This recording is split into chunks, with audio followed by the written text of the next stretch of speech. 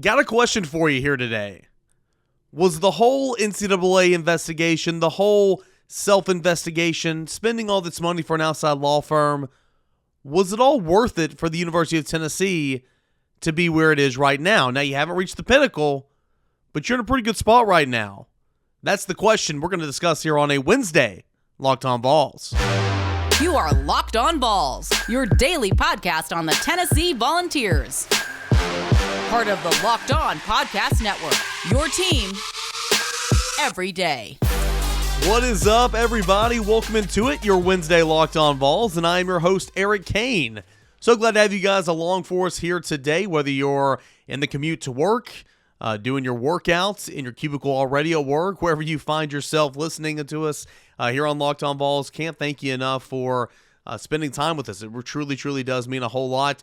You can find this anywhere you get your podcasts, Apple Podcasts, Spotify, Google Play, Odyssey app, of course, on YouTube. Thanks for making us your first watch, your first listen. Subscribe, rate, review, all those things there. Like, comment, all that good stuff. And, of course, on Twitter, @_Caner and at Locked On Vols. No video today. Do apologize. We'll get the video back up here for the rest of the week. But today it's just an audio channel. And if you're watching on YouTube, you got a cool little graphic that says Locked On Vols. So probably the best that I have ever looked. Today, we are going to discuss a little bit of a review, but more of a question here in segment number 1 was it worth it? Tennessee got its notice of allegations on Friday. And we kind of talked about it a little bit on Monday's show. We discussed it a little bit on yesterday's show. But I have a question for you. Was it worth it from the stance of UT administration? If you really wanted Jeremy Pruitt gone, was it all worth it? Interesting. We're going to get into that here in just 1 second. Plus, we're going to play catch-up here in segments 2 and 3. Tennessee had a couple of commits over the weekend. 2023 wide receiver Nathan Leacock and 2024 defensive end Carson Gentle from Chattanooga, Tennessee. All that and more here on a Wednesday show. All right. Was it worth it? Tennessee got its notice of allegations. Of course, it had a self-investigation, whatever that word is I'm trying to say. It had an internal investigation for quite some time. Then the NCAA came in, sat in on all the meetings. The NCAA interviewed countless individuals who were a part of Jeremy Pruitt's staff, who were here at Tennessee during the time Jeremy Pruitt's and his staff were over, 3 seasons. You had 18 level 1 violations, over 200 individual violations, but 18 level 1 violations, accumulating in almost $60,000 of cash or gifts provided to players or family members or recruits or prospects by Jeremy Pruitt, his wife Casey, a couple of assistant coaches, Derek Ansley, Sheldon Felton, and of course Brian Niedermeyer, some recruiting staff members, 8 of which, and then one or at least one booster. Okay, so that's kind of what the notice of allegation said.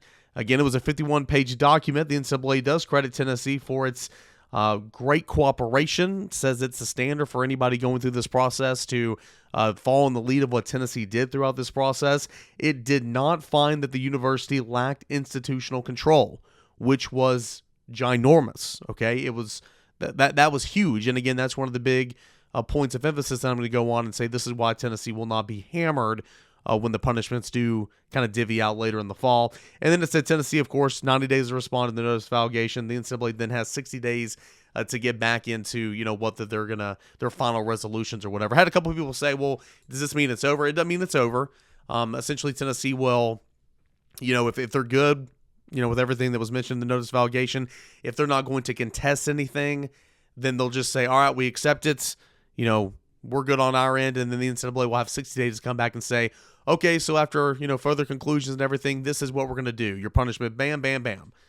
So you're not out of the woods just yet. I'm not saying that nothing will happen, but I truly, truly don't believe that you're going to get hammered because, again, Tennessee's already self-imposed a ton that, the average fan just wouldn't even know about. A couple of official visit weekends were not happening last football season. A couple of scholarships were tacked off the last recruiting cycle. Stuff like that. And so I do think that because Tennessee was so proactive, that's the reason why. And because the notice of allegations did cite that Tennessee did not lack from a institutional control, I think that Tennessee is going to get hit with a few things, but nothing's going to be major with that. But my point is, there was a tip. That's how this whole thing started. There was a tip, and it said, hey, you need to look into this. There's some recruiting violations. There's some violations within your football program.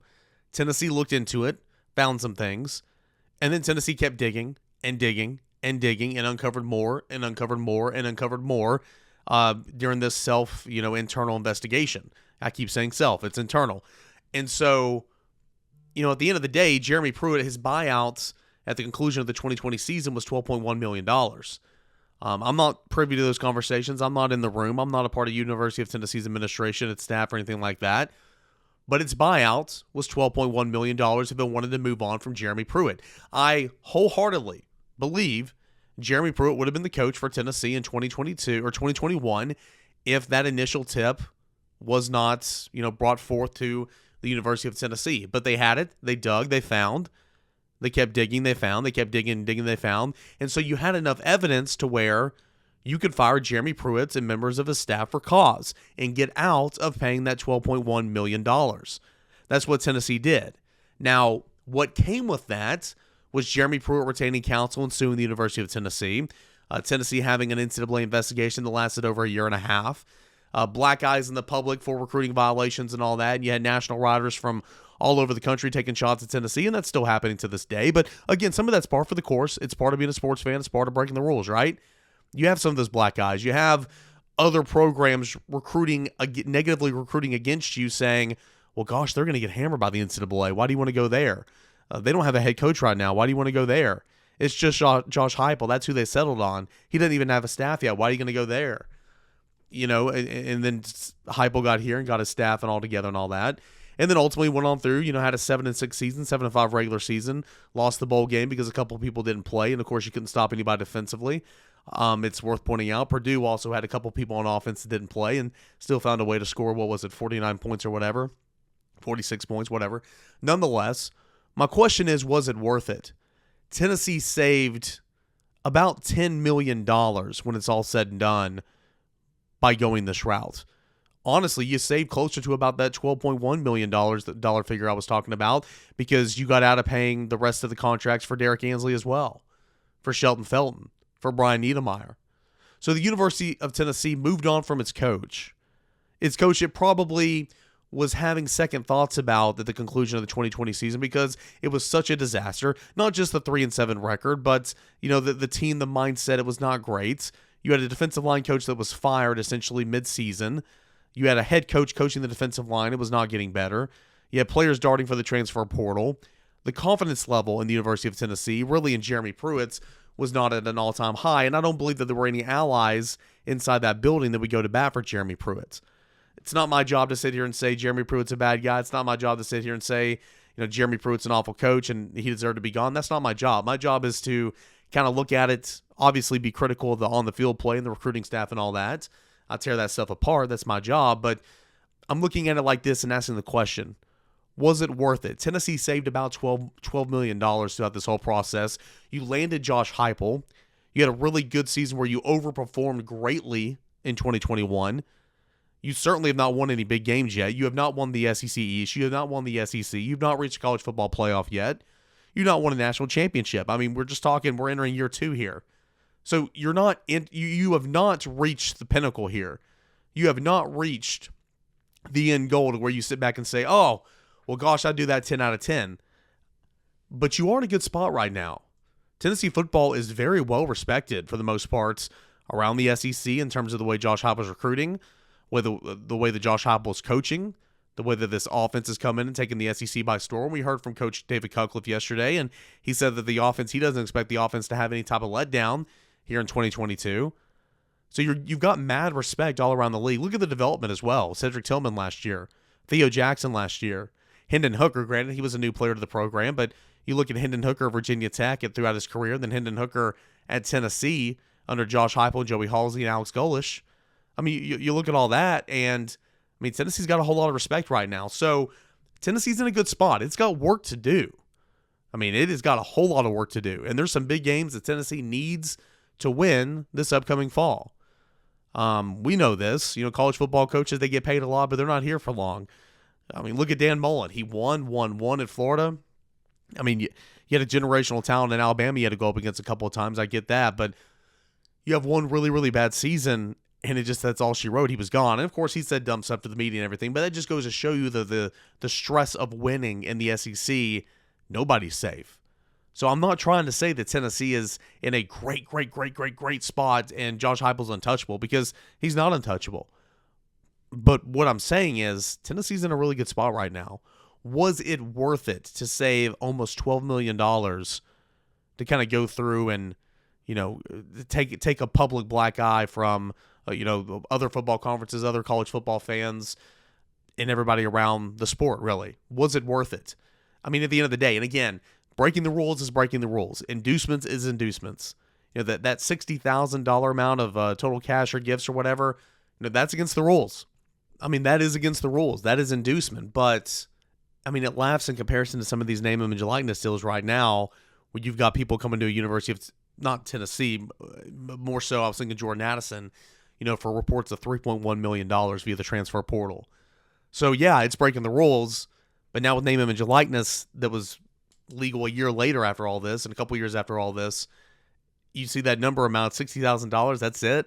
So it just kind of is what it is. It's interesting to think about. Was it worth it? I think you take a poll across, big orange country, and you say, hey, do you like Josh Heupel? Do you like the direction of the program? Most people will say, yeah, I think we're in a good spot. Do you think you're in this good of a spot with Jeremy Pruitt still here? Well, you're further along in the system. You're further along in terms of what he's trying to develop here at Tennessee. But would you be further along just compared to where Josh Heupel is right now? I don't know. I don't think so, to be completely honest. I don't. So, something to think about. Was it all worth it? A lot of people will say, yeah, it probably was. Some other people will say, well, I'd rather not have that public image of the black eye and the recruiting violations and all that. So it's just something to think about. And I think it's a fair question to kind of have pondering around right now. So, nonetheless, wanted to get that out there. Wanted to see what you guys think at _Caner, at Locked On Vols. And, of course, you can always comment on the YouTube channel under this episode. Hey, when we come back, we're going to play catch up here, talk about some recruits that committed from over the weekend. But first, BetOnline.net, the fastest, easiest way to check in on all your betting needs. Find all your favorite sports, events at the #1 source for all the odds, lines, and games. Find the reviews of news of every single league, including Major League Baseball, the NFL, NBA, NHL, combat sports, esports, even golf. BetOnline continues to be the top online resource for all your sports wagering information. From live in-game betting, scores, and podcasts, they have you completely covered.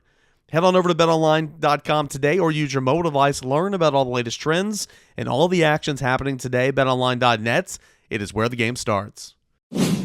All right, guys, welcome back into Locked On Vols, a Wednesday show. Appreciate a lot of you guys reaching out. I am a bit under the weather this week, got a scratchy throat.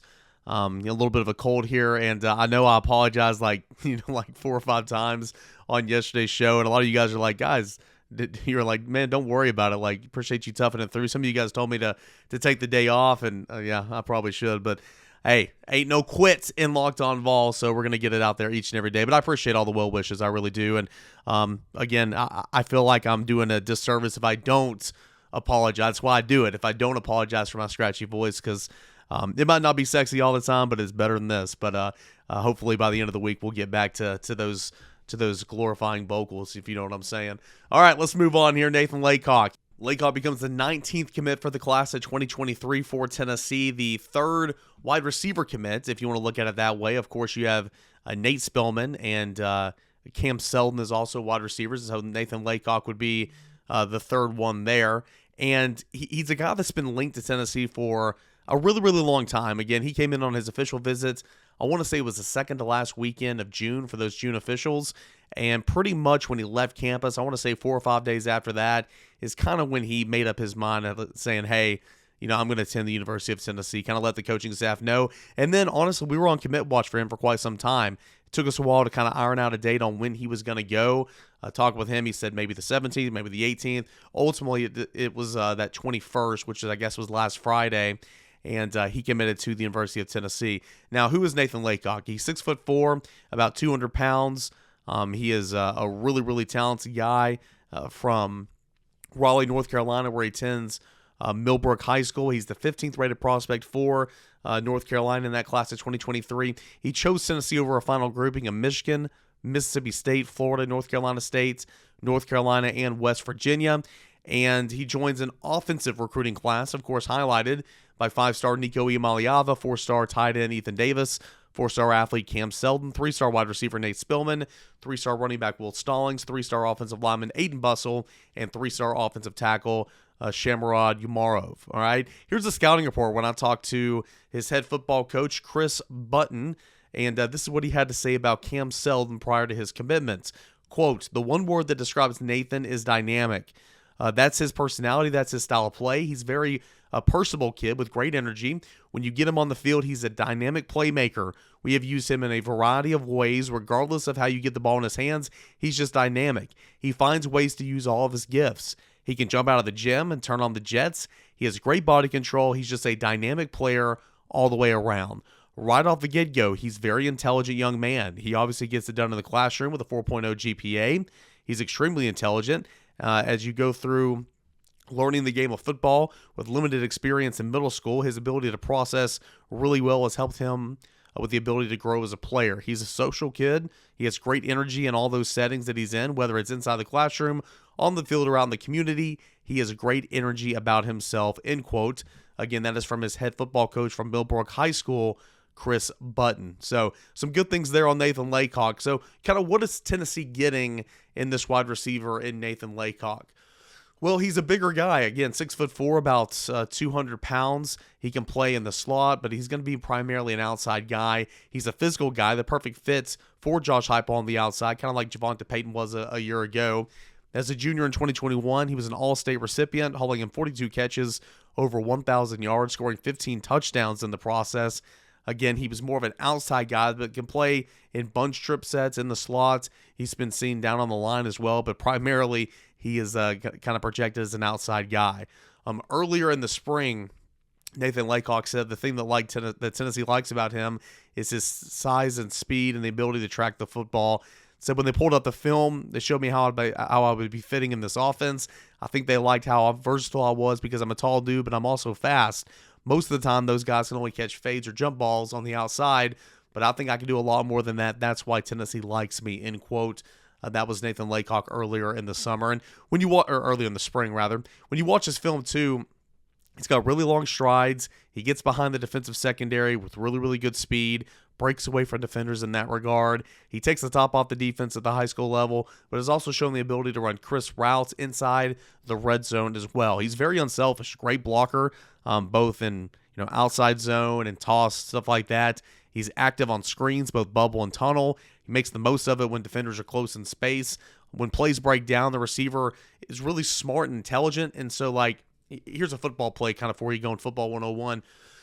When a play kind of breaks down and you have a quarterback rolling outside of the pocket, the field shrinks, okay? You are shrinking everything to one side of the field. So those receivers, they need to just keep rolling with the quarterback. As a defender, as a linebacker, if I'm in my hook curl and I see the quarterback rolling, I am rolling with the quarterback. Because again, if I stay right where I am in my zone or whatever, my hook curl, that is not going to be my hook curl any longer because the movement is going towards the sideline. So, Leacock shows the intelligence to keep rolling with his quarterback to come and kind of help him out as well and make catches on the sideline. He's a really tough tackle with the ball in his hands. He's got really good strength and conditioning right now, but he'll benefit from that at the next level, of course.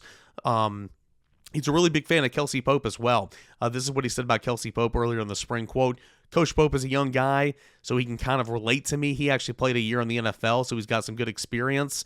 I believe his plan has been working. He literally showed me how their plan turned a receiver who had about 5 receptions for 100 yards to a guy with 40 receptions to 1,000 yards. I think he has been very good for Tennessee. And, of course, the receiver that Leacock is referring to, that Kelsey Pope is talking about, is Cedric Tillman. And remember, Cody Burns was the wide receivers coach last year, but Kelsey Pope was here.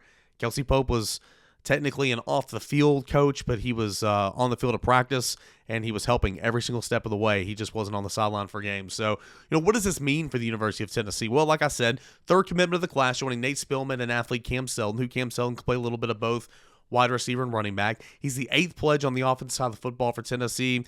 Tennessee wants to bring in multiple receivers in the class, so getting another one was very, very important. With Nathan Leacock now in the boat for the class of 2023, Tennessee continues to kind of pinpoint Stanton Ramel, the offensive tackle, the 4-star priority. He has yet to make an announcement in terms of what his date will be, but we think that it'll be late July, or probably early August at this point. So, getting in Leacock, who has long been linked to the University of Tennessee, that was huge. Now the next one on the board to kind of be on the lookout for would be Stanton Ramel. Tennessee, after 2022, going to say goodbye to Cedric Tillman for sure, probably. They'll have some experience with Jalen Hyatt and Brew McCoy as well. Those are projected starters. There's going to be a lot of youth who will turn veterans as well, who will be back in the rotation for 2023. So it's not an immediate need for Leacock to be ready to roll and play from day one. He can benefit from sitting back and watching and kind of just being a part of it as a freshman. But I like his size. I like his burst. I like his ability. He is, the prototypical outside option for Tennessee as a receiver in this offense, just like Caleb Webb is for the class of 2022. So that's Nathan Leacock. Tennessee able to close it out on him, bring him in. That commitment came on Friday, and a good job for the Volunteers. Coaches have to close that Tennessee up to 19 pledges for the class of 2023. And currently, at the time of this recording, per Rivals, that class is a top 6 class in the country. So Tennessee continues to do pretty good work on the recruiting trail. What about the class of 2024? What's that look like? Tennessee gained another commit for that class. A look ahead. Tennessee getting an early start for these rising juniors. We'll tell you who pledged to Tennessee over the weekend as well for the class of 2024 when we come back right here on Locked On Vols. We got a final segment left here on this Wednesday edition of Locked On Vols. Playing catch up here, talking about some guys who committed over the weekend for Tennessee in the class of 2023 in Nathan Leacock, and now in the class of 2024 in Carson Gentle. So the class of 2024, these are rising juniors right now. You want to be making headways, for these summer prospect camps in the month of June. If you guys read a lot of my work at VolQuest.com over the summer, a lot of these is, talking about these kids who came up to camp, and those are very critical times. I mean, sure, these guys probably came to some games last year, but, camping in front of these coaches, that's when a lot of these offers are handed out. They can see them in person. They can measure them in person. They can see what they look like on the field, how they respond to their coaching, and that's when a lot of these offers are handed out, and Tennessee has picked up a couple of commits here for the class of 2024. It's never a bad thing to get a jump start on the class ahead of you. I think Tennessee got its first commits. So this upcoming weekend is like the July cookout or whatever. And that's like the last time before it's been a dead period all of July. It's opening back up for a week this week, and then it's closing again so these guys can focus on high school football. This time last year, like kind of this end of July term, is when they got their first commit for the class of 2023 in Jack Luttrell. So Tennessee's already somewhat ahead of the game if you want to kind of play it that way. And, of course, it's a line of scrimmage battle and in the SEC, and Tennessee's got some really good players in that regard. Not traditional offensive linemen, not traditional defensive linemen per se, but earlier this summer, Tennessee got IMG standout 4-star Jonathan Eccles. A really talented player, plays a little all over. He's considered an athlete, but Tennessee likes him at tight end, so Tennessee got him earlier in June. And then over the weekend, Tennessee was able to gain the commit of Macaulay standout Carson Gentle. Carson Gentle is 6'4", 240 pounds. Again, class of 2024 from Macaulay High School. He is rated as the 15th overall prospect in the state of Tennessee. And he initially camped with Tennessee and picked up an offer in June of 2021, so going into his sophomore season. And he wanted to come back. He told me, I talked to him after that camp, he wanted to come back and see how he kind of related to the coaches earlier this summer in June of 2022, which he did. He told me after that camp, I love working with these coaches. Last year I came to camp looking to pick up an offer. I got the offer now, so I'm here just to see how I fit the environment. I love getting coached up by these guys. It was really, really great, and so that was earlier this summer. Gentle was a 3-star rated prospect per Rivals, but it's still the beginning stage of his recruitment. His offer list that already has several Division I programs, including a couple from the Southeastern Conference and a couple from the Ivy League. All that stuff's just going to grow over time because he still has 2 more seasons at high school left to play. So this is a guy that's probably going to boom here in the later months, but already he's got the size and got a good reputation around him. Here's what his high school football coach, Ralph Potter, had to say prior to his commitment when I spoke to him. Quote, and this is on Carson Gentle, I think the best thing about him is his competitiveness, the fact that he is always going to show up and play hard. He has very high standards for himself, and that comes from his family. His brothers, mom, and dad are all the same way. You know exactly what you're going to get out of him in terms of effort and intensity. He gets himself ready to play mentally and physically. From a physical standpoint, he's extraordinarily gifted and getting better all the time. He works really, really hard in the weight room. He has blossomed physically over the last 12 months.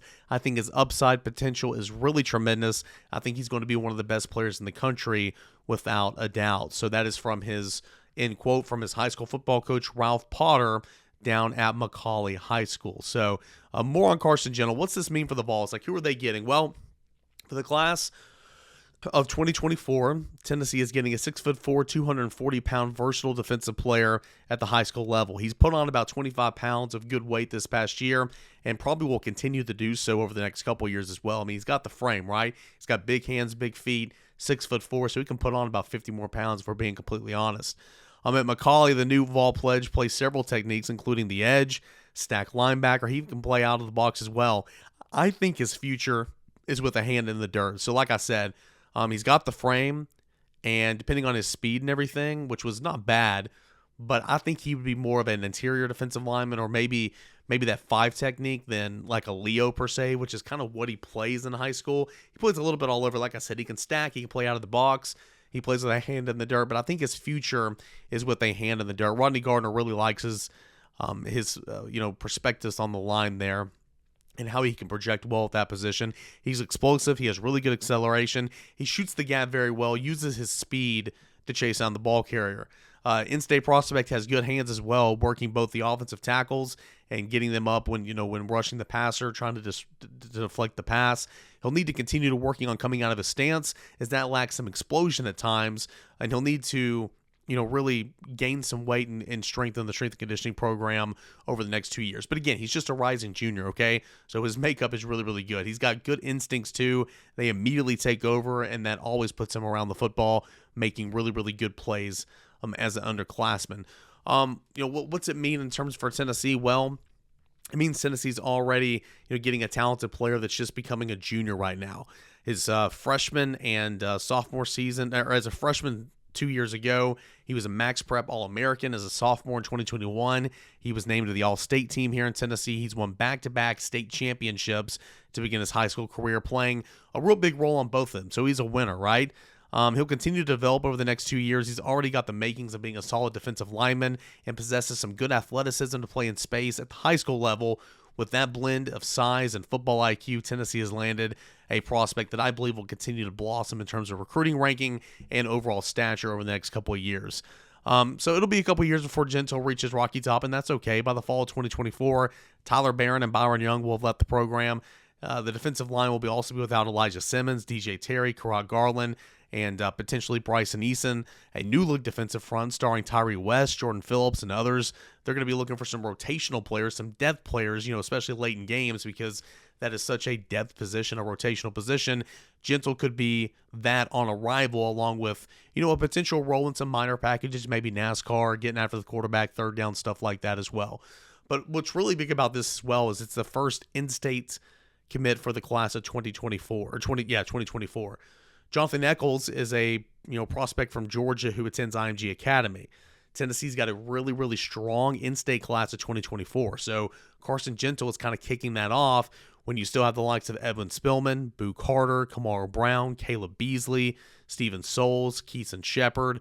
Those are some of the top 2024 prospects right here in the state of Tennessee, and Carson Gentle can begin playing, his role as a recruiter. So Tennessee got a good player in the 2024. Carson Gentle, who told me that he grew up loving the Volunteers, watching the Volunteers. He said when he's over at UT, it's kind of very surreal with him until he just starts playing football, and then it's all the same. So good on Tennessee for locking him up, and now Tennessee has 2 commits for the class of 2024, as of course you're still focusing and trying to close out the class of 2023.